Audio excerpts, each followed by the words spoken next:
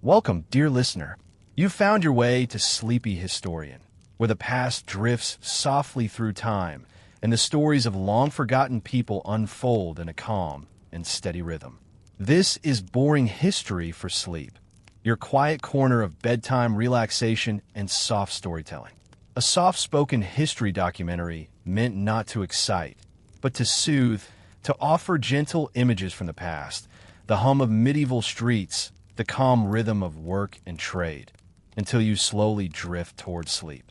If this kind of relaxing history to fall asleep, to helps you unwind, feel free to like the video and subscribe, but only if it truly brings you peace.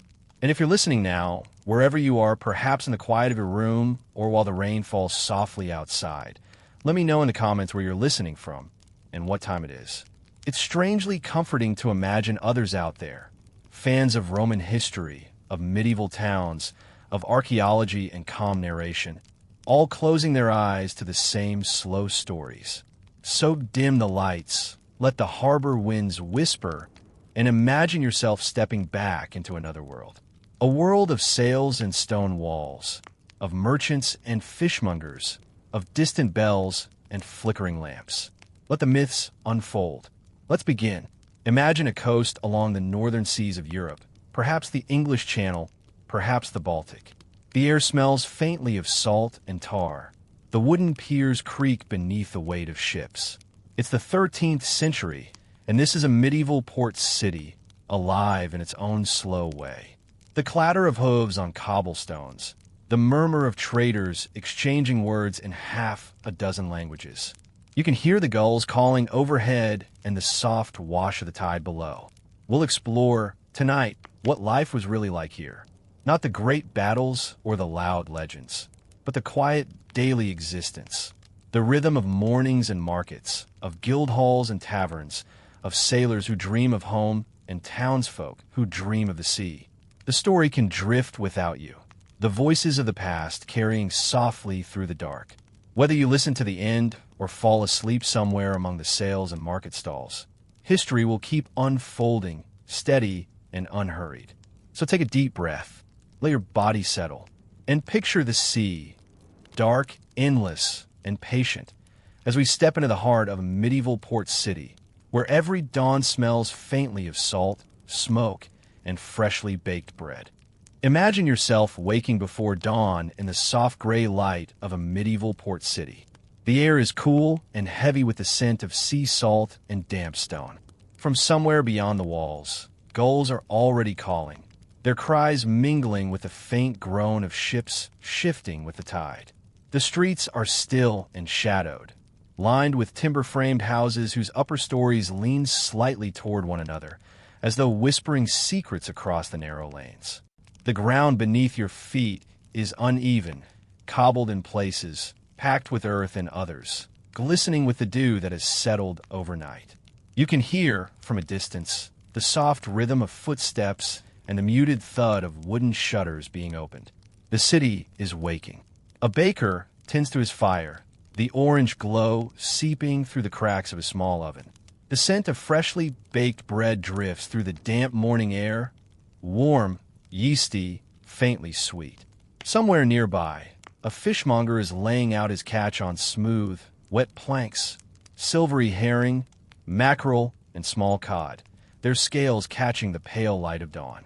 There's the faint slap of water as he rinses his hands in a bucket, the soft murmur of a prayer before trade begins. Imagine yourself walking through these narrow streets. You pass a stable where a horse stamps softly against the straw, a cart half loaded with barrels waiting to be wheeled toward the harbor. You notice the mix of sounds, the low creak of wooden wheels, the rustle of cloth, the far-off clang of a church bell calling the faithful to the first mass of the day. The world is still half asleep, yet the rhythm of labor has already begun. Life in a port city never truly stops. It only quiets and begins again, like the slow pulse of the tide. As you move closer to the waterfront, the air changes. It becomes thicker, sharper with the tang of salt and tar, rope and drying seaweed. The streets open to a wide quay where ships lie moored, some large and impressive, others humble fishing vessels that never stray far from shore. The sailors move with practiced calm, their hands roughened by years of work. They haul ropes, mend nets, adjust sails that hang like vast, heavy curtains. The creak of timbers and the rhythmic splash of oars blend into the steady background of the city's life. There are languages here from many lands: Flemish, Norman French, Old English, Low German, spoken quietly but distinctly as traders exchange greetings. The port is a crossroads, a place where cultures meet and mingle, where a single coin can pass through a dozen hands before the day's end. Imagine the mix of faces: merchants in wool cloaks, women carrying baskets of herbs or onions, children darting between the stalls, a monk pausing to bless the day's catch before continuing on his way. The rhythm of their lives is constant, unhurried, and yet filled with purpose. The harbor itself is the city's heartbeat. Every hour brings some small shift: a ship arriving with wine from Bordeaux or olive oil from Spain, another leaving with bales of wool or barrels of salted fish. Men unload crates of pottery, sacks of grain, iron tools, and foreign cloth dyed in shades of blue and crimson that seem to glow against the drab tones of the local garments. The merchants speak in measured tones, recording weights and measures on small wax tablets. The scribes who accompany them carry quills and ink, scratching down lists and ledgers beneath the shelter of an awning.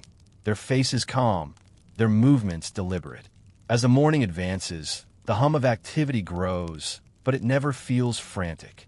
There's a kind of harmony to it, a rhythm that matches the turning of the tide. Even the cries of the market sellers have a softness, a steady chant that drifts through the salt air like a litany. The day unfolds with the same gentle order it always has: bread baked, goods unloaded, prayers said, coins exchanged. Each action is small, but together they form the quiet pulse of life. Step further into the maze of the city's inner streets, and the scene shifts again. Here, the scent of the sea fades, replaced by that of cooking fires, damp timber, and humanity itself. Not unpleasant, just earthy and alive. The houses are close and crowded, their walls patched and painted, their roofs layered with wooden shingles or rough tiles. Inside, families share narrow rooms, the warmth of their hearths pushing back the chill of the coastal air. A woman mends a cloak by the window. A child stirs a pot of thin porridge. An old man sits near the door, carving a piece of driftwood into something almost like a toy. The sounds of daily life blend into one another: laughter, murmured conversation, the distant rumble of cart wheels. Nothing feels hurried. The pace of the medieval city is slow and methodical, shaped by the sun, the seasons, and the tides. The people who live here rarely speak of progress or change. Their world is steady, familiar, and bound by custom. Each day echoes the one before it. And though the city hums with life, there is also a kind of stillness, a quiet endurance that belongs to those who have learned to live with the sea's moods. By midday, the light over the harbor has shifted. The water sparkles faintly. Gulls circle lazily, hoping for scraps. The market is in full voice now, though never loud enough to disturb the calm rhythm of the place. You pause near a well, watching as a young boy draws up a bucket, the rope creaking softly over the worn wooden wheel.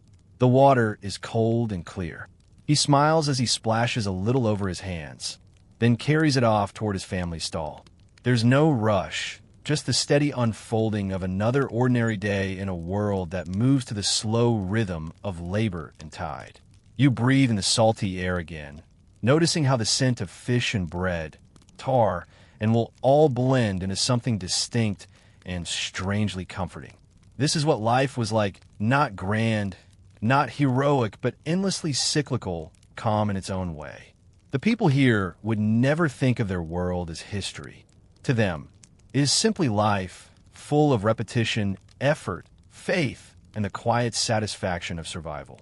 The harbor sighs as another wave breaks against the quay, and somewhere, faintly, a bell begins to toll the hour. The day continues, and time, like the tide, slips quietly onward. As the sun rises higher above the harbor, Its light reflects off the rippling water and dances on the walls of warehouses and ships alike. The once muted colors of dawn give way to the faint brightness of midday. The port city stirs with a kind of quiet energy now, not rushed, but steady, as though every sound and motion belongs to a long and familiar pattern. The scent of salt and tar deepens with the warmth, mingling with traces of smoke from countless small hearths scattered throughout the town.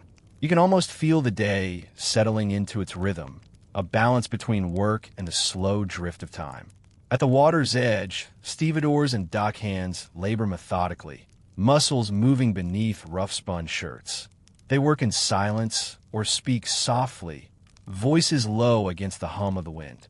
The sound of wood scraping wood, of barrels being rolled, and of ropes tightening echoes faintly between the stone walls that guard the quay. Their task is endless and repetitive, yet they perform it with quiet familiarity. Each crate lifted, each rope secured, seems to belong to a cycle that has no true beginning or end.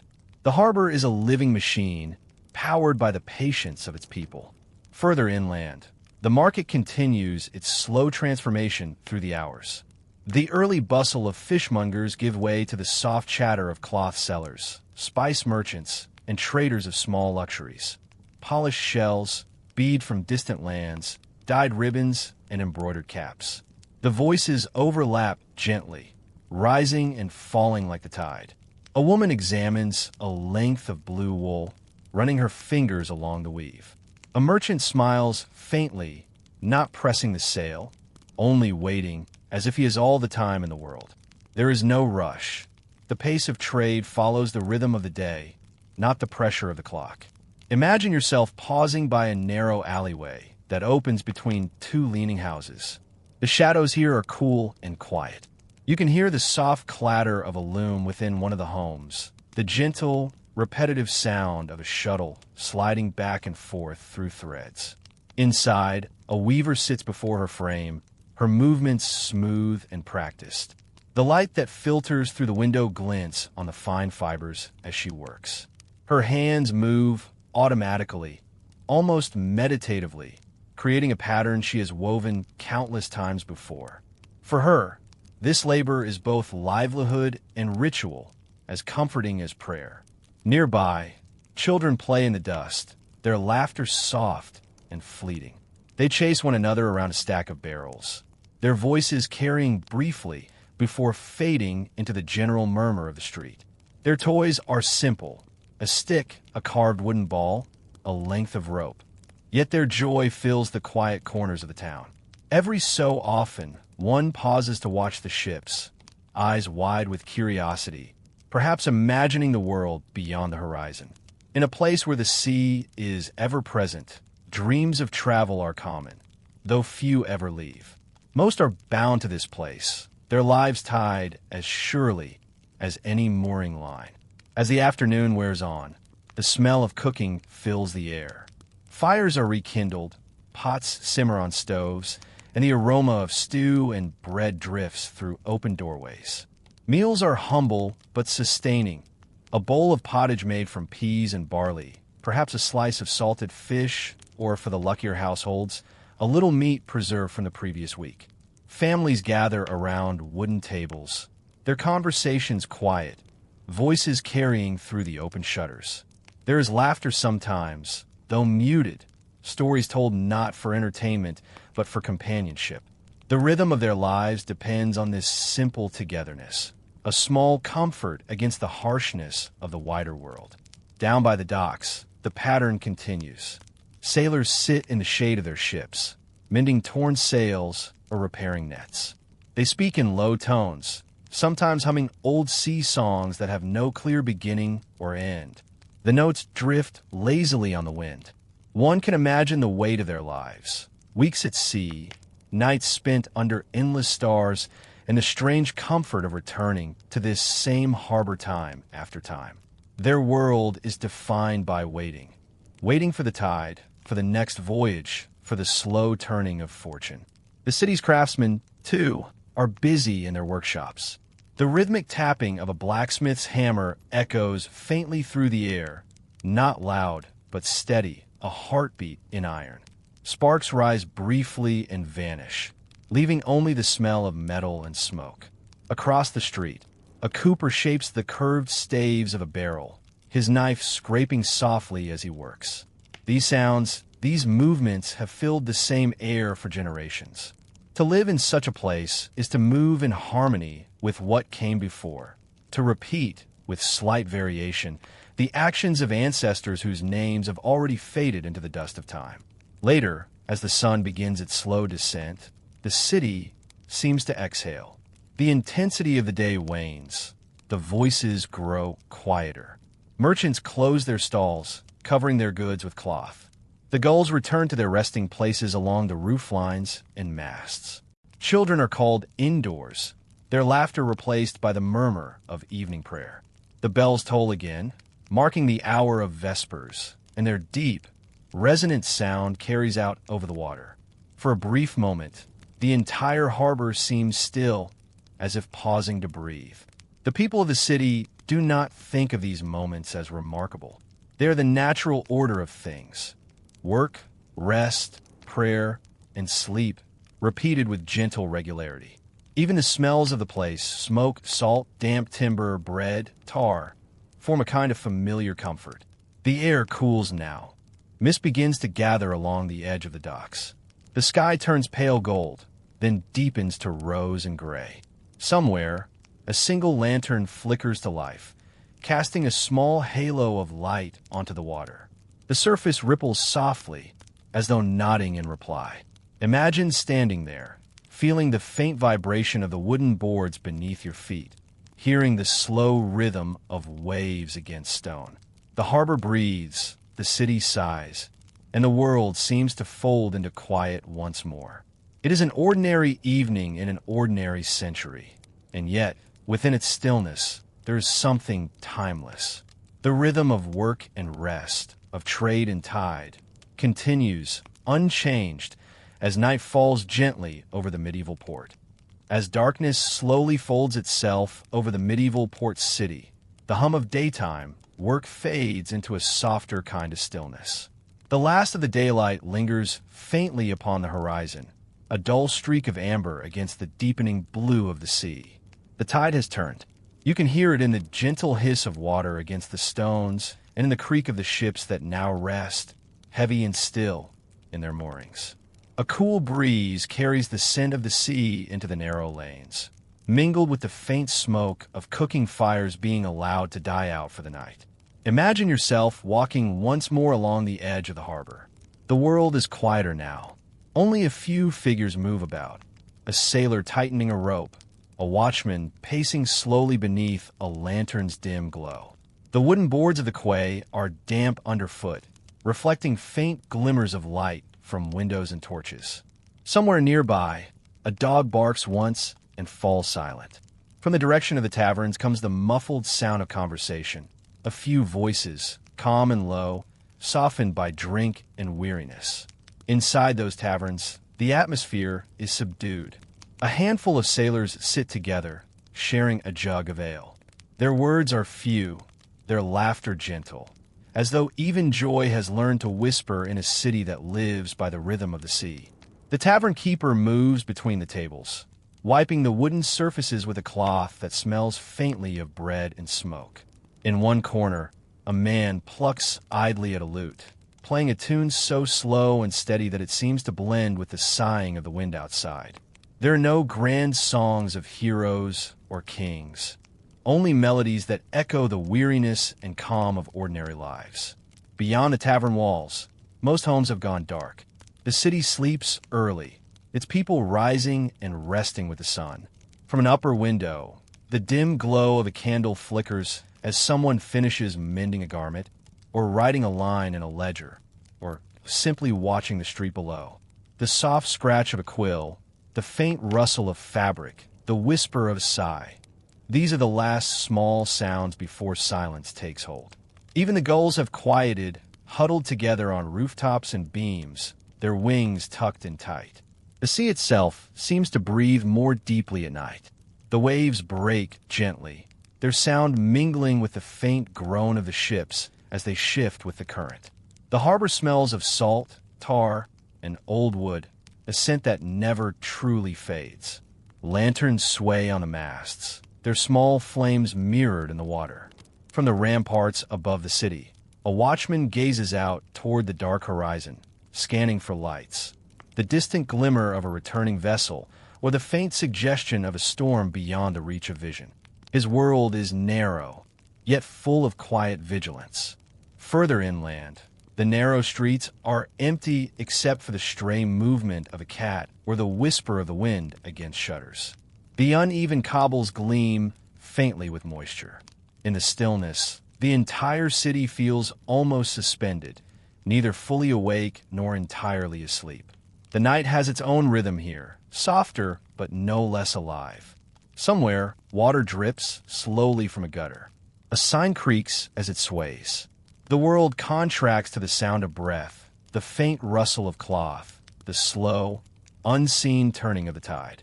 Imagine pausing beside one of the wells in a small square. The water below reflects a fragment of the night sky, stars rippling faintly in the darkness. The air is cool and slightly sweet. You can almost hear the echo of the day that has passed. The voices of merchants, the laughter of children, the clatter of hooves on stone. But those sounds are memories now, folded away like parchment until the morning comes again. This is the hour of stillness, when the city rests between one day and the next. In the poor quarters near the outer walls, sleep comes early and deep. Families lie close together beneath rough blankets, their dreams filled with the quiet rhythm of the waves. There is comfort in the familiarity of sound, the steady wash of the sea, the distant toll of the church bell marking the late hour. For those who live their entire lives within these narrow streets, the harbor song is as constant as the beating of their own hearts. They know each sound, each scent, each flicker of light. It is their world, entire and complete. Meanwhile, in the wealthier homes closer to the central square, the night is gentler, but no more extravagant. Candles burn longer here, and the scent of beeswax drifts softly through carved wooden halls. A merchant might sit alone at his table, counting coins by the light of a single flame, the glow reflecting off polished metal.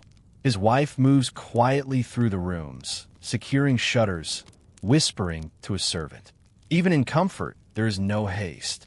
The rhythm of the city allows no sharp movements, no noise that might startle the calm. As midnight approaches, the harbor becomes almost silent. The tide is at its stillest, the water a dark mirror stretching toward the unseen horizon. Only the faintest breath of wind moves the lanterns. If you listen closely, you can hear the faint creak of rigging, the slow drip of condensation from the sails, the distant, ghost-like cry of a night bird. The world seems to sleep. In this moment, standing by the shore, you might imagine yourself blending into the landscape. Part of the same long story, part of the same unbroken rhythm of labor, rest, and sea. The city has endured storms, fires, and the endless change of rulers. Yet its nights have always sounded like this. Calm, measured, and endlessly patient. The sound of the tide against the stone is the same sound that lulled sailors centuries before. The same scent of salt and wood, the same slow hush of nightfall, has settled over this place for lifetimes.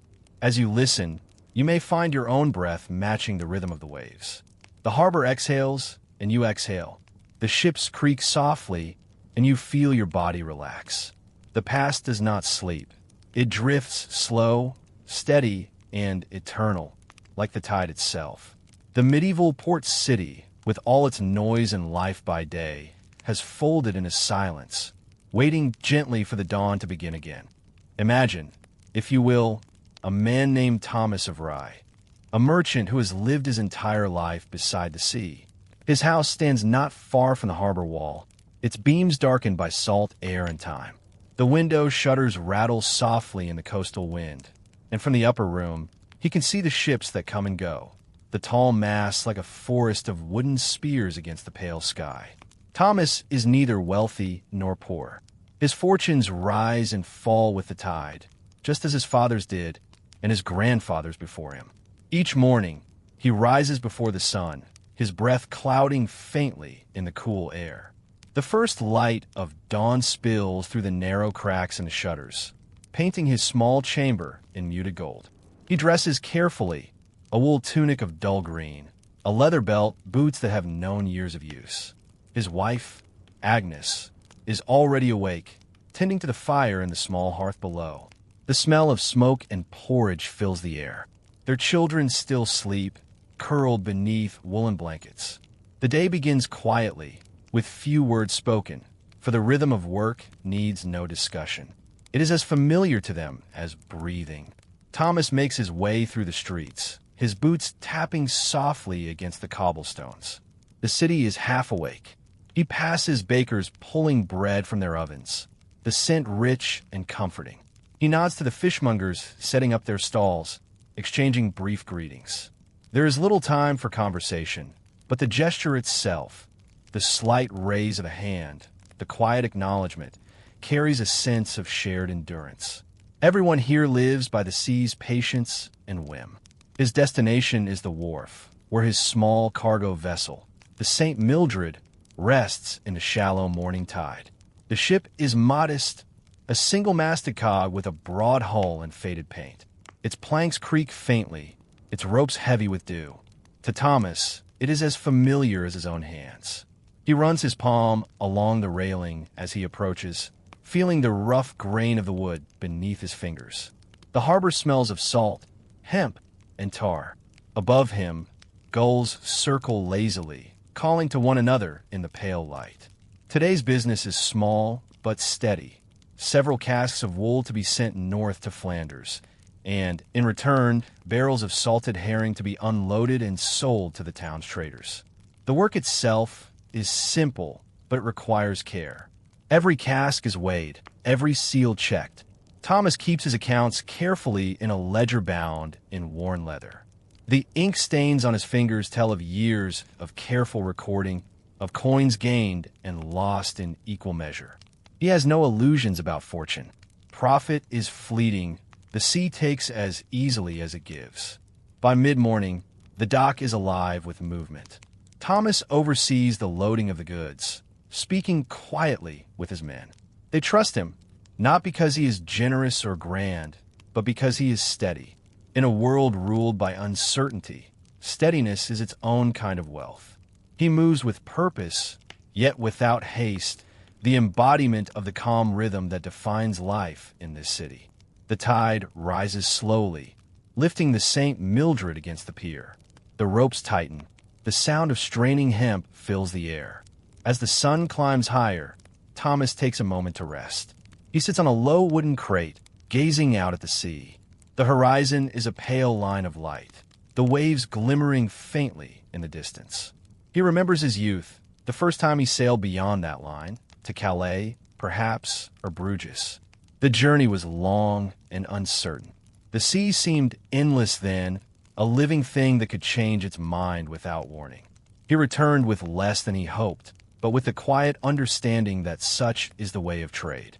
Success is not measured in gold, but in endurance, in the ability to return again and again to the same harbor, no matter what storms lie between. When the ship is finally ready to depart, Thomas stands by the quay, watching his crew prepare. The sails are unfurled slowly, catching the afternoon wind. The sound is deep and comforting like fabric breathing. He does not sail often anymore. H has turned his knees stiff and his back sore. But he watches with quiet pride, knowing that the vessel will return as it always has.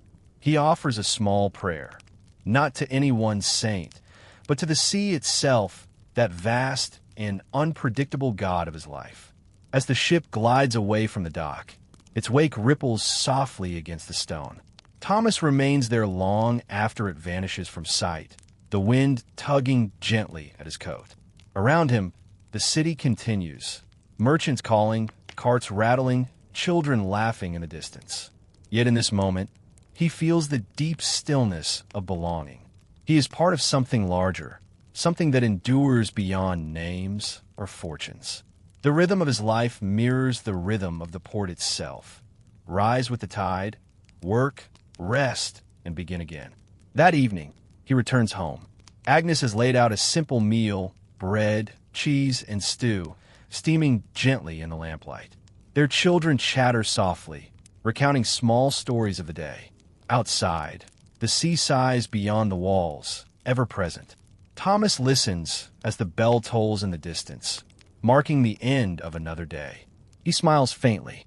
His hands are rough, his body tired, but his heart is calm.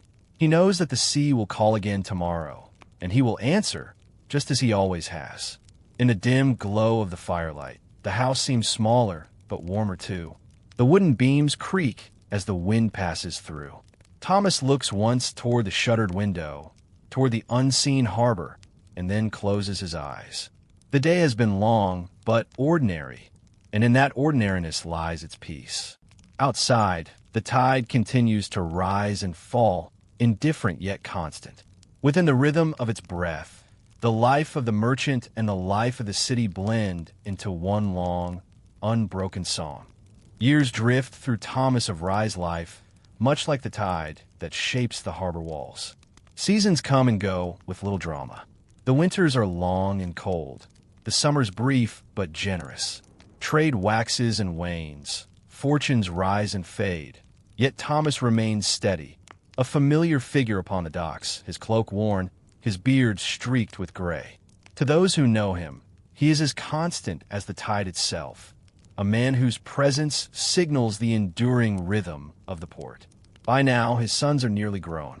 They work beside him in the same quiet manner he learned from his father. The eldest, Geoffrey, oversees the loading of goods, while the younger, John, keeps the ledgers and counts the coins. Both move with a calm assurance, speaking little but listening well. Thomas watches them, sometimes from a distance, his eyes softened by a quiet pride. He knows that the harbor, with its moods and its music, will shape their lives as it shaped his own. Trade in the city has changed in subtle ways. The ships are a little larger now, their sails broader, their voyages reaching farther along the coast and across the channel. The merchants speak of new opportunities, of Flemish weavers who pay well for fine English wool, of wines and spices that fetch high prices in the north. But Thomas, cautious and deliberate, continues as he always has. He trusts in slow gains and steady partnerships, in handshakes that mean more than written contracts. To him, risk is a kind of arrogance, a challenge to the sea, which never tolerates haste or greed. In his later years, Thomas's days follow a gentle routine. He wakes before the sun, as he always has, listening to the gulls calling through the thin light of morning. The city outside his window is older too, its timbers darker, its streets more worn. It breathes in the same rhythm. The cobblestones are uneven, but familiar beneath his boots. Every corner holds a memory. The shop where he once bought ink, the church where his children were christened, the tavern where he shared quiet laughter with men long gone. The past here does not disappear. It lingers like the scent of salt in the air. Sometimes, in the quiet moments between work and dusk, Thomas walks the length of the pier and gazes out toward the horizon. The sea is not a friend, but it is a companion, one that has shared his entire life. He recalls storms that once threatened to undo him, years when the catch was poor, and ships delayed by weeks or lost altogether. Yet he also remembers mornings of perfect calm, when the sun rose like a golden coin and the sea shone smooth as glass. Both memories weigh equally in his mind. The sea gives, the sea takes. To live by it is to accept its indifference with gratitude. On certain days, when trade is quiet, he visits the guild hall. Inside, the air smells of parchment and beeswax. The men gathered there speak in slow, measured tones, their voices echoing faintly against the high wooden ceiling. They discuss tolls, routes, and weights, matters that seem trivial to outsiders, but to the merchants of the city, they're the heartbeat of their world. Thomas speaks little, his voice low and deliberate when he does. Others listen. His counsel carries the quiet authority of a man who has endured many seasons without losing patience. In the evenings, his home is a sanctuary of calm. The years have softened its sharp edges, the wood darkened, the hearthstone smoothed by countless fires. Agnes moves slower now, her hair silver beneath her linen cap, her smile still gentle. Their children and grandchildren fill the rooms with quiet conversation, with the soft clatter of wooden bowls and laughter that never rises above comfort. Sometimes Thomas sits by the window, watching the glow of lanterns shimmer on the harbor below. He listens to the same distant toll of bells, the same sound that marked his childhood nights. It comforts him, a reminder that life has kept its rhythm, unchanged despite the passing of time. Yet even as peace settles around him, he feels the weight of years. His hands, once sure and steady, tremble slightly when he writes. The salt wind, which he once ignored, now bites at his bones. Still, he goes to the quay each morning, leaning on his staff, to watch the ships and greet those who pass. The sailors and traders nod in respect, not out of obligation, but recognition, for in him they see something familiar: endurance, quiet persistence, the calm acceptance of life's turning wheel. Sometimes he speaks softly to the sea, not in prayer, but in memory. He tells it of voyages past, of friends lost to storms, of days when the sun shone so bright the water looked like molten glass. No one hears these words but the gulls, and that suits him well. The sea does not answer, but it listens, as it always has. When night falls, Thomas returns home by lantern light. The streets are still uneven, the same stones worn by centuries of footsteps. He walks slowly now, each step measured, but his mind remains sharp. He knows that his time is nearing its ebb, as all tides do. Yet he feels no fear, only a kind of still gratitude. To have lived one's life in rhythm with the sea is to understand something eternal. The tide will go on when he no longer does. The harbor will continue to breathe. At his hearth, with a low fire crackling and the smell of smoke rising softly through the air, Thomas of Rye closes his ledger for the final time that evening. The ink dries in the flicker of the candlelight, and his thoughts drift not toward what he might have gained, but toward what he has kept. The steady rhythm of days, the soft laughter of his family, and the endless sound of the sea just beyond his door. In these quiet moments, his life feels full, complete, and gently folded into the long story of the port city. One life among countless others, all moving to the same patient music of tide and time. In his final years, Thomas of Rye becomes something of a fixture in the city, a familiar figure seen each morning along the harbor wall, his cloak drawn close against the sea breeze. He moves more slowly now, yet his gaze remains steady. Those who pass him, sailors, apprentices, young merchants, nod respectfully, though many do not know his name. They simply know him as the old man of the quay, whose presence seems to belong as much to the harbor as the stones themselves. His business is no longer his own. Geoffrey now manages the family's trade, careful and methodical, while John maintains the books. Their father watches quietly, offering advice when asked, though he rarely interferes. He has learned that all men, even sons, must make their own mistakes. His satisfaction lies in seeing the work continue. The slow exchange of goods, the voices calling from ship to shore, the familiar creak of masts and ropes in the wind. Life in the port city, too, continues its quiet rhythm. The population has grown, and the once open fields beyond the walls are now dotted with small cottages and warehouses. Ships arrive from further afield, from Spain, from the Hanseatic ports of the Baltic. The languages on the docks are more varied than ever, the goods more exotic. Yet beneath this thin layer of change, the heart of the place remains the same. Trade still depends on trust. The sea still dictates the pace of life. Thomas sometimes finds himself recalling the small details of earlier days. The way his father's voice sounded above the din of the market. The smell of the tar used to seal the hulls. The narrow street where he once first met Agnes. Memory, for him, is a kind of quiet tide, washing over the present without bitterness or regret. He does not mourn his youth, nor the passing of time. He accepts both as inevitable as the moons pull upon the sea. One autumn morning, as the mists roll low over the harbor, Thomas makes his way to the quay.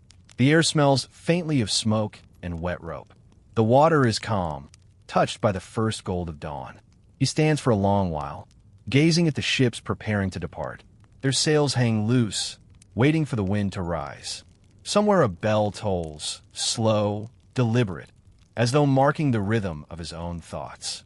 When Geoffrey joins him, they speak little. Words are unnecessary. The son knows his father's habits, his silences.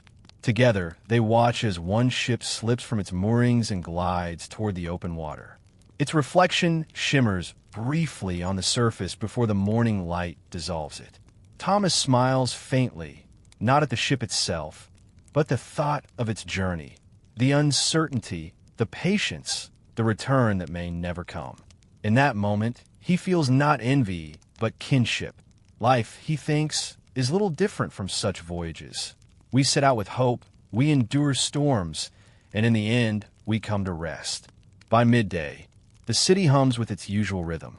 The market fills with voices, the smell of salted fish and spices drifts through the air. The guild bells chime to mark the hour, and the scribes in the hall scratch their quills across parchment. Thomas moves through it all like a quiet observer, his steps measured and his thoughts elsewhere. To him, the noise is comforting, proof that life continues as it should. As the days grow shorter, he spends more time by the hearth. Agnes is gone now, her absence softened by time, but he still speaks to her as if she were near. He tells her of their sons, of the grandchildren who chase each other through the rooms, of the new ships arriving from distant coasts. He speaks in the same slow tone he always has, and in these quiet conversations he finds a kind of peace. One evening, when the weather turns cold and the wind sighs through the shutters, Thomas opens the window to let the salt air drift in. The harbor glows faintly below, lanterns reflecting on the still water. Somewhere, far off, a sailor sings a low, rhythmic tune, almost more hum than song. The melody rises and falls like a tide. It reminds him of something he cannot name. He closes his eyes and listens. The song mingles with the faint creak of wood, the hush of the water, the murmured voices of those returning late. The sounds blend into a single, soothing rhythm, the music of his life. In the days that follow, he weakens quietly. There is no sudden illness, no great struggle, only a gradual fading, as if his body simply aligns itself with the slow turning of the world. On his final morning, he asks to be taken to the window. The sea is visible there, a thin line of silver under the pale sky. He watches it for a while, breathing shallowly, then smiles and says nothing. The room is still. Outside, the bells of the harbor ring the morning hour, and the gulls cry as they always have. When he passes, it is like the slipping of a ship into the mist. Quiet, unmarked, inevitable. The family gathers in silence. Geoffrey closes the shutters, and John lays a hand on his father's old ledger, its pages filled with years of careful notes and calculations. They decide not to close the business, but to continue it under the same name, Ryan's Sons. In the market, among the sailors and traders, few notice that the old man is gone. Yet for those who do, there is an absence that cannot be replaced, a stillness, as though one of the stones of the quay had been quietly removed. In time, his memory becomes part of the city's story. Not a legend, not a tale to be told with grand words, but a quiet thread woven into its daily life. Children of the next generation will walk past the same walls he once touched, hear the same bells, and smell the same salt air, never knowing his name, but living in the world he helped to shape. And in the long rhythm of the port, where tides rise and fall and ships come and go, his life endures, not in monuments or records, but in the simple persistence of things, in the steady creak of rope, in the lanterns flickering at dusk, in the endless, patient song of the sea. Centuries pass as softly as waves against stone. The harbor that once echoed with the voices of Thomas of Rye and his sons falls silent for a time, then stirs again under new generations. The wooden ships are replaced by vessels of iron. The cries of gulls remain, but their sound mingles with that of machines, bells, and steam. Yet beneath this new rhythm, the old city still sleeps, layers of earth and memory, hidden below the cobblestones and quays. The work of uncovering that buried world begins not with trumpets or discovery, but with shovels and brushes, with careful hands and patient minds. Archaeologists come to the site centuries later, quiet figures bent over the ground, working slowly beneath a pale northern sky. Their movements are deliberate, their voices hushed, as though the soil itself might be listening. Each scrape of the trowel, each whisper of sand brushed aside, draws forth a small fragment of the past, a pottery shard, a rusted nail, a coin so worn its markings can barely be seen. Imagine standing there, among them, as they work. The harbor no longer smells of tar and fish, but of damp earth and the faint sweetness of grass. Where warehouses once stood, there are only traces, the faint outlines of foundations, dark stains in the soil where posts once stood. You can almost hear the ghostly echoes of the old market, the creak of wagons, the murmur of trade. It feels as though the city beneath the city still breathes, still waiting to be remembered. As they dig deeper, the archaeologists uncover objects both ordinary and intimate. Fragments of clay jugs, a child's small shoe, iron hooks once used for hanging scales. Each is cataloged, drawn, photographed, and carefully placed in a box marked with its layer and date. To the untrained eye, these things might seem dull, meaningless scraps of the forgotten. But to those who know how to listen, they tell quiet stories. A cracked jug reveals what people drank. A broken tile suggests what they valued. Even a corroded nail tells of structures long gone, the labor that built them, the storms that weathered them away. Among the finds are traces of wood darkened by time, pieces of the ancient quay itself, preserved by the damp. They emerge almost intact, still bearing the impressions of ropes and tools. When exposed to the air, they begin to crumble slowly, as though reluctant to rejoin the living world. The archaeologists treat them gently, wrapping them in wet cloth, carrying them to a lab where they will be studied and stabilized. To touch them, even through gloves, is to touch the same material that Thomas once walked upon, the same planks that bore the weight of barrels, sailors, and hopes. In one section of the dig, they find something unexpected, a cluster of oyster shells, carefully arranged in a shallow pit. It is not refuse, not the discarded remains of a meal, but something deliberate, ritualistic. Perhaps it was an offering to the sea, made by fishermen seeking calm waters or good fortune. Such gestures linger in all port cities, the quiet acknowledgement of forces beyond human control. The archaeologists record the find and speculate quietly, their words blending with the wind. There is something strangely moving about it, that even amid commerce and labor, people pause to honor the unseen. As the days pass, the site takes on the quality of a living memory. What was once hidden begins to reveal its shape. A row of timbers outlines the edge of a warehouse. A layer of ash marks where fire once swept through, perhaps centuries ago. Fragments of imported pottery, from France, from Flanders, from distant shores, tell of a network of trade far beyond the small harbor. Each piece is a whisper of contact, of conversation, of the slow mingling of cultures carried by ships and wind.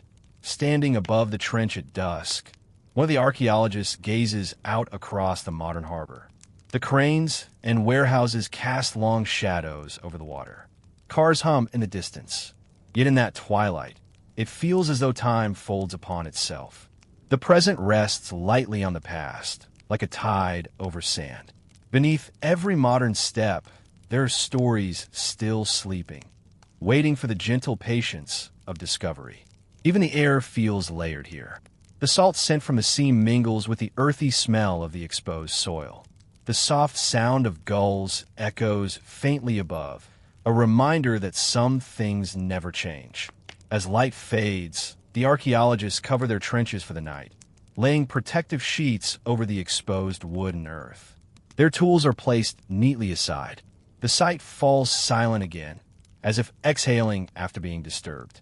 And so the city rests once more, part in shadow, part in memory. The modern harbor glimmers nearby, its reflections rippling in rhythm with the old. The tide continues its ancient conversation with the shore, whispering against the stones that have seen centuries come and go. Each wave, each breath of wind, carries something of that past, scattering fragments of history like grains of sand. To walk there at twilight is to feel both presence and absence, the ghost of a world just beneath your feet, the faint hum of lives that once filled the air. You might almost hear the clatter of hooves, the laughter of merchants, the low toll of bells fading into the mist. They are gone, and yet they remain woven into the place itself, in the ground, in the wind, in the quiet rhythm of the sea. The following weeks bring more discoveries, though none are dramatic. Archaeology rarely is. It is not a pursuit of sudden revelation, but of patience, a language spoken slowly, one fragment at a time. The archaeologists begin to piece together the city's forgotten rhythm, where the streets once ran, where the markets clustered, how the quays extended into the water before being buried by centuries of silt. Each object uncovered is another syllable in that quiet, ancient speech.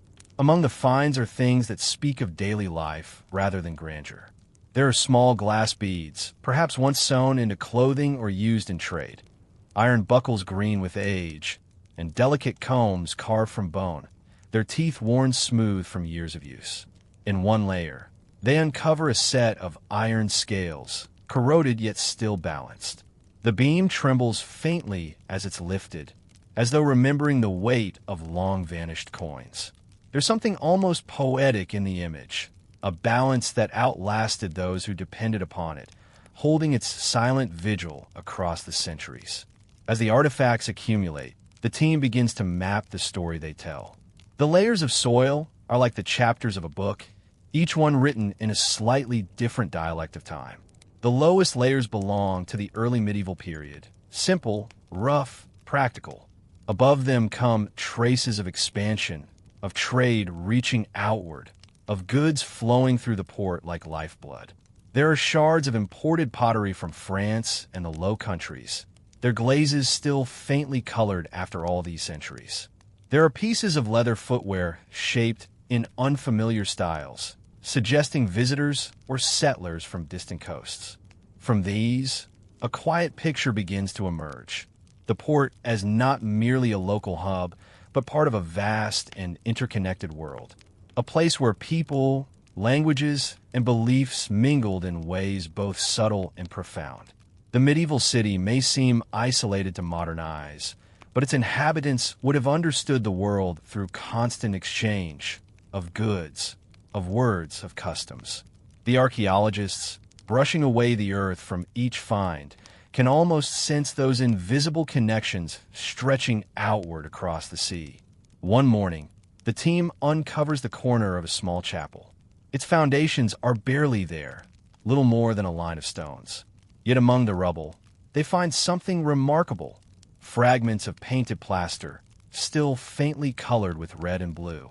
When pieced together, they reveal the image of a saint, his face calm, his hand raised in blessing. The colors are faded, the lines blurred, but the expression remains serene. For a moment, those who uncover it stand in quiet awe, not because it is rare or valuable, but because it feels intimate, a trace of faith preserved against all odds, hidden beneath centuries of soil and silence. Later, in the conservation room, the fragment is cleaned and stabilized. Under the soft glow of the lamp, the paint seems to deepen, revealing new shades unseen in daylight. One of the archaeologists leans closer and whispers that the face looks tired, almost human, as if it too had endured time's weight. It's a strange thing how an object can seem alive, not in a mystical sense, but as a vessel of countless unseen moments. Hands that painted it, prayers spoken before it, the quiet crumble of its wall into the earth. Nearby, another discovery catches attention: a wooden writing tablet, its wax surface long gone, but the shallow grooves still visible. faint traces of words once inscribed. Under magnification, a few letters appear, though not enough to form a full sentence. The language is Latin, or perhaps an early mix of Latin and English, the kind used by merchants to record trade or debt. The letters, though incomplete, are like whispers from another world, small evidence of thought, of calculation, of human presence. At the end of the day, as the archaeologists pack their tools, the site glows under the late sun. The harbor water ripples gently nearby, mirroring the golden light. One of them remarks softly that history is not so much discovered as remembered, called back to the surface piece by piece until it breathes again. The others nod. There's truth in that. The work feels less like conquest and more like caretaking, the slow restoration of memory to a world that has long forgotten itself. In the evenings, they gather in a small makeshift shelter by the dig. The air grows cool, and their lamps burn low. They record their findings, make sketches, and note every layer. There is comfort in the repetition of the work, in a measured rhythm of cataloging and reflection. Outside, the tide laps gently against the modern quay, the same tide that once carried Thomas's ships and the laughter of his crew. It seems to murmur approval, a sound as ancient as the city itself. When darkness finally settles, the site becomes something different, a quiet, almost sacred space. The trenches, covered and still, lie under the stars like open pages closed for the night. The archaeologists walk away softly, their footsteps blending with the whisper of the wind. The sea glows faintly beyond, reflecting a thin crescent moon. Everything feels suspended, caught between what was and what is. In that quiet moment, if you were to stand beside them, you might sense it too. The weight of countless lives beneath your feet, the soft hum of centuries, the steady breath of time continuing its endless work. The city may have changed, but its memory remains. Beneath every stone, beneath every step, history waits, patient, silent, and strangely alive. When the excavation finally draws to a close, the site looks nothing like it did before. The ground that was once broken and uneven now lies carefully refilled and leveled. To an unknowing passerby, it might seem as though nothing had happened at all. The fences are removed, the tools packed away, and the wind once again moves freely through the quiet streets. Yet beneath the surface, everything has changed, not physically, perhaps, but in understanding. The city knows itself a little better now. The objects recovered from the harbor are transferred to the museum, a small, stone building overlooking the modern docks. Inside, the air smells faintly of parchment and wax. The artifacts are laid out in glass cases, pottery shards, bits of leather, corroded metal, fragments of painted plaster. They are modest things, humble in scale, yet they seem to carry a kind of quiet authority. Visitors wander slowly from case to case, reading the small, handwritten labels. Some pause longer than others, drawn not by beauty, but by the faint spark of recognition. There is something deeply human in seeing these remains, the handle of a jug, the clasp of a belt, the faint trace of fingerprint preserved in clay. They remind us that the people of the past were not distant figures in illuminated manuscripts or dusty books. They were real, ordinary, flawed, and enduring. They worried about the weather, counted their coins, baked their bread, argued, laughed, and grew old beside the same restless sea that still moves outside the museum window. At one end of the room, a model reconstructs the medieval port as it might once have been. Tiny wooden ships rest in a painted harbor. Miniature figures carry sacks of grain or coil rope along the quay. The sound of soft ambient waves plays through hidden speakers. To stand before it is to feel a kind of calm familiarity, as if the distance of centuries melts away for a moment, leaving only the timeless rhythm of human labor and hope. In a quiet corner, the archaeologists hold their final meeting. Papers are spread across the table. Notes, sketches, photographs. They speak softly about stratigraphy and soil composition, about dating methods and preservation techniques. Yet beneath their technical language is something else, a sense of reverence. They know that what they uncovered are not merely artifacts, but traces of living souls. It is difficult work to remain detached in the face of such intimacy. The discovery of a broken cup or a half-buried toy feels almost like a conversation across time. Outside, the harbor continues its life. The modern ships move in and out with mechanical precision. Trucks rumble along the piers, and cranes rise where medieval warehouses once stood. The air still carries the same scent of salt and smoke. Yet now, when the archaeologists or townsfolk walk by, they feel something new beneath their steps, a faint awareness of all that lies below, the centuries of footprints layered one atop another like pages in an endless book. Sometimes, on quiet evenings, the museum lights dim and the harbor beyond the windows reflects the twilight. The glass cases glow softly, their contents resting like memories in amber. The painted fragment of the saint, the old scales, the oyster shell offering, all are still, but not silent. They seem to hold a lingering echo of their former life. The painted eyes, though faded, look out across the room as if in contemplation, as though aware that they've been remembered once more. Visitors rarely speak loudly here. The space invites stillness. You can almost hear the creak of old timbers, the clatter of hooves, the distant murmur of prayers once said for safe journeys. The museum feels like a chapel of time, not of worship, but of listening. To stand within it is to sense the fragility of human effort, the way life builds and crumbles, only to be found again centuries later by careful hands and curious minds. When the last visitor leaves and the curator locks the door for the night, the room falls into silence. Outside, the tide moves in and out as it always has, brushing gently against the same stones that once bordered the medieval harbor. The moonlight glints off the surface of the water, scattering silver across the dark. Somewhere, a bell rings from the church tower, its tone carrying faintly over the rooftops, the same bell that perhaps Thomas of Rye once heard as he closed his ledger at dusk. If you listen long enough, the boundary between now and then begins to blur. You can almost imagine the city as it was. The flicker of lanterns reflected in puddles, the sound of voices calling across the docks, the quiet rhythm of feet on cobblestones. It is all still here, layered beneath the noise of the modern world. The harbor, in its endless patience, remembers everything. The archaeologists will move on to other sites, other stories waiting to be uncovered. But somewhere deep in their minds, this small port will remain. Not because of any grand discovery, but because of its stillness, its quiet reminder that history is never truly lost, only resting. And perhaps, when future generations dig again, they will find traces of this moment too.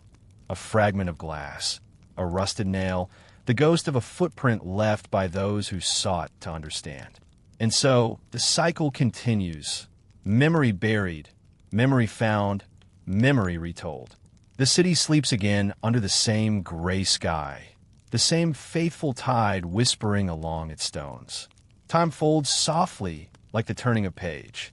And all that was, the lives, the laughter, the labor, settles once more into silence, waiting to be remembered again. As dawn breaks over the medieval port, a different kind of life begins to stir, quieter, more deliberate. The light touches the rooftops first, glancing off weathered tiles and narrow chimneys before sliding down toward the harbor. In the upper quarter of the town, where the cobblestones are a little smoother and the air smells less of fish and tar, the merchant families rise from their beds. The houses here are larger, built of dressed stone and timber beams that lean slightly inward over the street. Behind their heavy doors, the rhythm of the day follows a different pattern, slower, more measured, and carefully arranged. Imagine yourself standing in one of these counting houses. The room is dim but orderly, with sunlight seeping through narrow glass windows, a rare luxury in this age. Dust motes drift lazily in the air. Along one wall, a series of ledgers sit stacked on shelves, their bindings cracked with age, their pages dense with numbers and names. Each line represents a transaction. Barrels of herring sent north, salt purchased from distant mines, bolts of wool shipped across the sea. To the merchant who owns this room, the figures on those pages are not merely sums. They're the pulse of the world itself. A clerk moves quietly in the background, quills scratching steadily against parchment. The sound is gentle but constant, the heartbeat of commerce. He pauses now and then to sprinkle fine sand across the wet ink before turning the page. Beside him, an abacus rests on the table, its beads smooth from years of use. The merchant himself, a man in his middle years with the calm composure of someone accustomed to both profit and loss, stand by the window, gazing down toward the harbor below. From here, he could just make out the tops of the masts swaying in the wind. He listens for a moment to the faint hum of the city below, the sound of carts rolling, vendors calling, gulls crying above the roofs. He has lived his whole life by the rhythm of those sounds. Every creak of timber and splash of water speaks to him of opportunity and risk. To others, the sea might seem uncertain, even cruel. To him, it is a ledger written in waves, unpredictable, yes, but readable with experience. He knows which ships are due in this week, which cargoes are late, which partners in far-off Bruges or Lübeck may be waiting for news. Downstairs, his wife oversees the household. The smell of baking bread fills the kitchen, mingled with the faint aroma of beeswax polish and herbs hung from the rafters. The family servants move quietly through the rooms, tending to their duties with practiced care. Everything in the house seems to obey an invisible rhythm, one that mirrors the steady order of the merchant's accounts. The children, still drowsy, are led through their lessons by a tutor who speaks softly in Latin and arithmetic. For them, the harbor below is both familiar and distant, something seen through the narrow windows but rarely touched. At midday, the merchant joins a small group of peers at the guild hall near the center of town. The hall is an impressive structure, its facade adorned with carved stone figures and the emblem of the merchant's guild, a ship beneath a star. Inside, the air is cool and smells faintly of oak and old wine. Candles burn along the long table where the merchants gather to discuss matters of trade, taxation, and mutual defense. They speak in measured tones, each word weighed like gold. There is no shouting here, no sudden gestures, only the calm exchange of agreements and obligations. Occasionally, one of the men rises to read a letter newly arrived from abroad. The words are formal, but between the lines lies a world of shifting alliances and unspoken tensions. A sudden storm could ruin a shipment. A change in tariffs could turn profit into debt. Yet these men, accustomed to uncertainty, respond with composure. They know that fortune, like the tide, must be watched patiently, not fought, only navigated. After the meeting, they share a quiet meal, bread, cheese, salted fish, and a pitcher of ale. Conversation drifts to the weather, the state of the roads, the repairs needed on the wharf. Their laughter is subdued, polite, the laughter of men who have learned to guard both their fortunes and their thoughts. Outside, apprentices carry crates and barrels, unaware that the sums decided in this hall will shape their labor for months to come. By late afternoon, the merchant returns home. The sunlight is fading now, and the harbor glows with a soft, golden light. He pauses again by the window, watching as the tide begins to turn. Somewhere below, a bell rings, calling the dockworkers to finish their day's work. The merchant's mind, though filled with numbers and obligations, drifts momentarily towards simpler thoughts. He recalls his youth, when he too ran errands along the waterfront, barefoot and curious, dreaming of ships bound for places he could barely pronounce. He smiles faintly at the memory, then closes the shutters. The room darkens, the hum of the city muffled by the thick wood. The ledger on the desk waits to be balanced. He sits, dips his quill into ink, and begins again. Each careful stroke a thread binding his life to the endless flow of trade, the invisible currents that move beneath the surface of every port city. Outside, the harbor murmurs softly.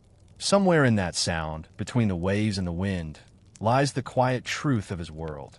That all wealth, all labor, all human striving rises and falls like the tide. And for now, at least, the tide is in his favor.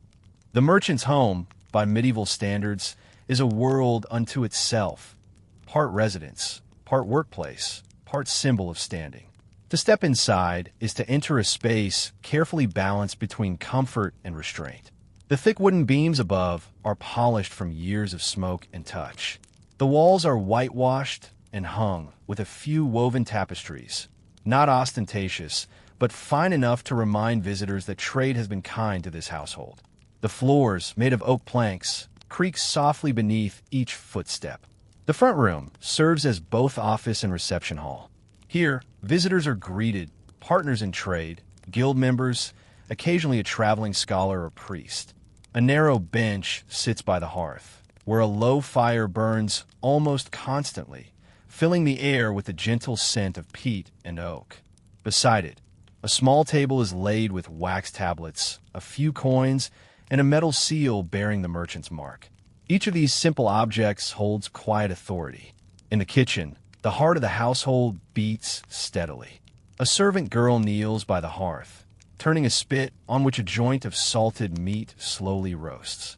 The air is warm and faintly smoky, filled with the scent of rosemary and sage. Copper pots hang from hooks, catching glimmers of light from the open fire. The sound of water trickling into a basin, the rhythm of a knife against a chopping board, and the gentle hum of conversation create a soft background music to daily life. The merchant's wife moves among the servants with calm efficiency. Her dress is of dark wool, the sleeves trimmed with a narrow band of embroidered silk. Her voice is quiet but firm as she checks the household accounts, a ledger of her own, separate from her husband's trade records, filled with lists of food, cloth, candles, and wages. She has learned the art of balance, between thrift and generosity, between duty and patience. For in a merchant's household, order is a form of virtue. In the corner by the window sits the family's youngest child, a boy of about 8 years old. He traces lines on a wax tablet, practicing his letters. Occasionally, he looks up, watching the light shift through the diamond panes of glass. From this window, he can just see a sliver of the harbor, the distant sails moving slowly across the water. To him, the ships seem almost alive, their masts nodding gently like living creatures.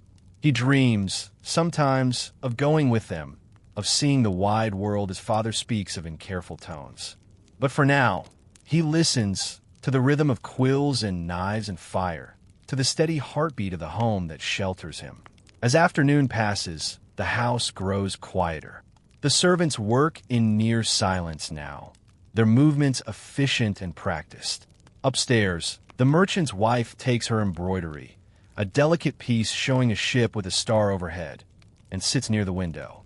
Her needle moves slowly, patiently, the thread glinting in the late light. Outside, the voices of the street drift upward, the call of a water seller, the laughter of children chasing a hoop, the creak of wagon wheels. Life below continues as it always has, but here above it, time feels slower, more deliberate. The merchant returns at dusk. His cloak smells faintly of a sea breeze. He nods to the servants as he enters and hangs his hat on a wooden peg by the door. His wife greets him with quiet warmth, and together they share a modest supper. Fish stewed in herbs, a loaf of coarse bread, a wedge of cheese. They speak little as they eat, yet their silence is comfortable. In a world where words are weighed and bargained, silence is a luxury they both understand. After the meal, the merchant moves to his desk once again. He opens his ledger, the pages rustling softly. The candlelight pools across the parchment, turning ink into deep amber lines. Each entry he writes is deliberate, each number exact. Across the room, his wife clears the table, humming softly under her breath. The sound, faint as it is, brings a quiet sense of peace. Later, the house settles into stillness. The servants retire to their quarters, small rooms near the back, where straw mattresses and thick blankets await. The fire in the hearth burns low, sending thin trails of smoke curling toward the rafters. The air grows cool. Somewhere outside, a night watchman's footsteps echo faintly through the streets, his lantern swinging. From their chamber, the merchant and his wife listen for a moment. The distant rhythm of the harbor, the soft hoot of an owl beyond the walls. Their wealth, though modest by noble standards, grants them a rare gift, the ability to feel secure. Yet even this peace is fragile. A single storm, a lost ship, a dishonest partner. Any could undo the balance carefully built over years. They both know it, though neither says so aloud. Instead, they rest in the quiet assurance of the present moment, wrapped in the warmth of the fire and the rhythm of the sleeping city. The merchant drifts towards sleep with thoughts of the sea. He imagines the ships rocking gently in the dark water, the creak of rigging, the faint slap of waves against hulls. He knows that somewhere, sailors are keeping watch, eyes fixed on the stars. Their world, like his, is bound to the sea's eternal movement. And as the candle guttered and the last light fades, the line between his home and the harbor beyond seems to dissolve. Both part of the same quiet current, moving steadily through time. As night deepens over the medieval port, the city's contrasts reveal themselves most clearly. In the quiet upper streets, where the merchant houses line the ridge, a calm serenity reigns. The lights from their windows flicker gently, small beacons against the dark. Inside, fires burn low, and the families sleep soundly, surrounded by their ledgers, silks, and imported spices. Yet below, by the water, the air is thick with movement still, sailors and dockworkers working by torchlight, finishing the day's final loads before the tide turns. The harbor is never truly silent. Even in darkness, there are always voices, footsteps, and a faint metallic clatter of chain and anchor. The men who work here move like shadows, their bodies used to the rhythm of labor. Some hum softly to themselves as they work, low, rhythmic tunes that blend with the sighing of the tide. The scent of tar and salt, fish and damp rope fills the air. The torches cast long reflections on the wet stones, turning the harbor into a painting of gold and black. Among the laborers, there is a sense of endurance, not pride exactly, but familiarity. They do not envy the merchants above, for the distance between them feels too vast, too ingrained to be bridged. They belong to the sea in a way the men of ledgers never can. Their wealth is counted not in coins, but in muscle, in memory, in the simple satisfaction of surviving another day's tide. At the edge of the wharf, an old fisherman mends his nets by lamplight. His fingers move steadily, the rope rough but familiar against his calloused hands. He has worked these docks since he was a boy, through storms and fair weather alike. He has seen ships come and go, fortunes made and lost, faces that appeared for a season and vanished like mist. When he looks toward the merchant quarter, he feels no resentment, only a kind of distant curiosity, as though watching another species that lives on higher ground. A few streets above, the merchants sleep in feather beds, their windows latched against the night wind. Their dreams are of voyages and profits, of ledgers balanced and goods safely delivered. Theirs is a different kind of toil, quieter but no less consuming. Their labor lies in patience, in calculation, in the delicate art of trust. For each gold coin resting in their chests, there is a story of risk, of a storm barely survived, of a partner kept honest through letters and seals. The town's cathedral stands between these two worlds, not quite among the poor, not quite among the rich. Its tall tower watches over both, its bell marking the hours that bind all lives together. Inside, the candles flicker before stone saints, their expressions patient and unchanging. The monks and priests, rising for their nocturnal prayers, murmur softly in Latin. Their voices drift outward, carried on the night breeze. A reminder that all, merchant and fisherman alike, share the same brief span of years beneath the same unending sky. Farther inland, In the narrow alleys that twist behind the docks, the city's poorest residents settle into uneasy rest. Their homes are small and crooked, patched with boards and straw. The air smells of smoke and damp earth. Families huddle together for warmth, sharing what little they have. The sound of the sea reaches them faintly, a distant hum that seems to lull even the hungry to sleep. Their dreams are filled with simpler things: a better catch tomorrow, a dry roof through the next storm, a child's laughter at dawn. The contrast is sharp, yet the connection between all these lives is undeniable. The merchant's ledger depends on the sailor's back. The sailor's wage depends on the merchant's ink. The goods that pass through the harbor, cloth, salt, grain, iron, move like blood through the city's veins, sustaining everyone in ways neither rich nor poor fully see. In the daylight, those connections are hidden by rank and custom. But at night, under the same moon, the divisions seem to soften. The sea unites them all, indifferent to their hierarchies. Sometimes, a merchant walking home late from the guild hall will pause at the edge of the harbor. He'll watch the torches flicker on the water and hear the distant creak of ships. For a moment, he feels the pull of memory, a reminder of his own beginnings, the days when he too hauled ropes and carried sacks of grain. And though he may not admit it, a quiet respect lingers there, an understanding that without those hands below, his house above would stand empty. Likewise, a sailor may glance upward, toward the tall windows glowing faintly on the hill. He imagines the warmth inside, the scent of bread and wine, the comfort of clean sheets. For an instant, the thought stirs something like longing, not for the wealth itself, but for the peace it seems to promise.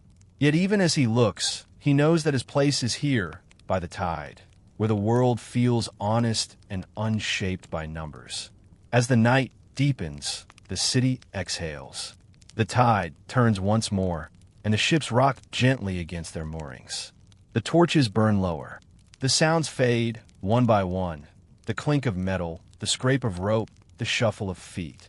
Only the sea remains, whispering softly against the stones. In the stillness, it is easy to imagine that the city sleeps as one body, its upper quarters and lower docks bound together by the same deep breath. In time, dawn will come again.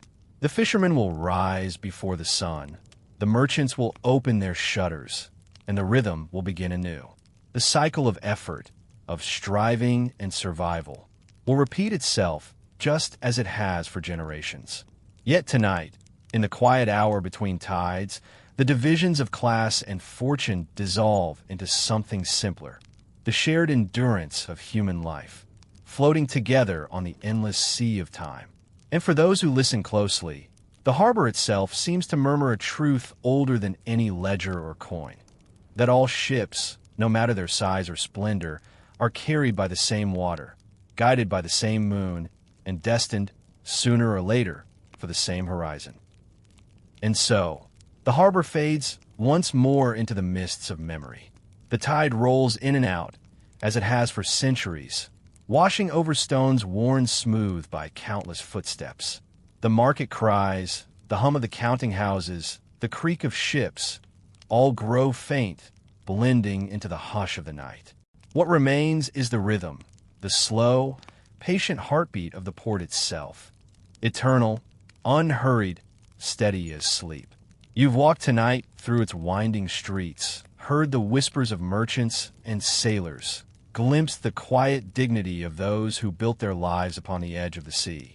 You've stood in the candlelit counting houses, beneath painted beams and ledgers full of careful script. You've wandered the narrow alleys and stood by the water's edge, where the sea glimmers like a mirror to the past. And now, as the sounds of the medieval city settle into silence, you find yourself once again in the stillness of your own room. The air calm, the world distant, the mind at rest. History, when spoken softly, is never truly boring. It becomes a lullaby, a slow unfolding of lives long past, echoing faintly in our own. The people of that distant harbor are gone, their names faded from records, their footprints buried beneath centuries of dust. Yet in some small way, they remain In every coastal town, in every creak of wood and call of gulls, in every ship that still sets sail at dawn. If you're still awake, take a slow breath. Let out gently. Feel the calm that lingers when stories end, but meaning remains. This was a journey not through wars or kings, but through quiet persistence, through the steady pulse of ordinary life that shaped the world we inherited. The medieval port city, with its sense of salt and smoke, its mingled tongues and timeless tides, was not so different from our world now. People still rise with hope, still labor, still rest at the end of the day, lulled by the same eternal rhythm of work, dream, and sleep. And as you drift, let the harbor remain in your thoughts, a place where candles flicker behind shuttered windows, where the sea whispers endlessly against the stone walls, where time itself seems to breathe. Thank you for joining me tonight, here on Sleepy Historian, where the past moves gently and the world slows down just enough to rest. If this quiet journey through boring history for sleep helped you relax, you're welcome to like the video and subscribe, but only if it truly brings you peace. Let me know in the comments where you're listening from and what time it is. It's oddly comforting to imagine others scattered across the world, closing their eyes to the same soft stories, finding calm in the same slow rhythm of the past. May your dreams be peaceful, your thoughts light, and your sleep deep as the tides of the ancient sea. The ships of memory have set sail now, their sails catching the quiet wind of night. The story drifts onward, but for you, the journey can rest here. Good night, and may history keep you gently.